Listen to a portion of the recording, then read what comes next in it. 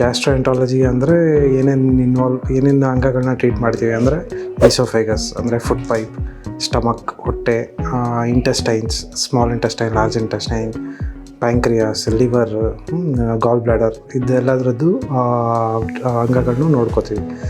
So ಇದು ಯಾವ ಅಂಗದಲ್ಲಾದರೂ cancer ಆಗೋ ಸಾಧ್ಯತೆ ಇದ್ದೇ ಇರುತ್ತೆ. ಸೊ ಈಸೋಫೇಗಸಲ್ಲಿ ಆದರೆ ಒಂದೊಂದು ಅಂಗದಲ್ಲೂ ಅದ್ರ ಸಿಮ್ಟಮ್ಸ್ ಬೇರೆ ಬೇರೆ ಥರ ಇರುತ್ತೆ.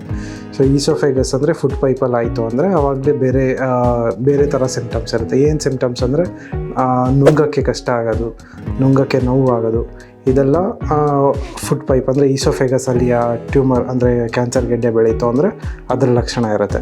ಸ್ಟಮಕ್ಕಲ್ಲಿ ಹೊಟ್ಟೆಯಲ್ಲಿ ಆಯಿತು ಅಂತಂದರೆ ಆವಾಗ ವಾಂತಿ ಬರೋದು, ಹಶ್ವಾಗಲ್ಲ, ತೂಕ ಕಡಿಮೆ ಆಗೋದು, ಇದೆಲ್ಲ ಹೊಟ್ಟೆಯಲ್ಲಿ ಟ್ಯೂಮರ್ ಇತ್ತು ಅಂದರೆ ಅದರ ಲಕ್ಷಣಗಳು.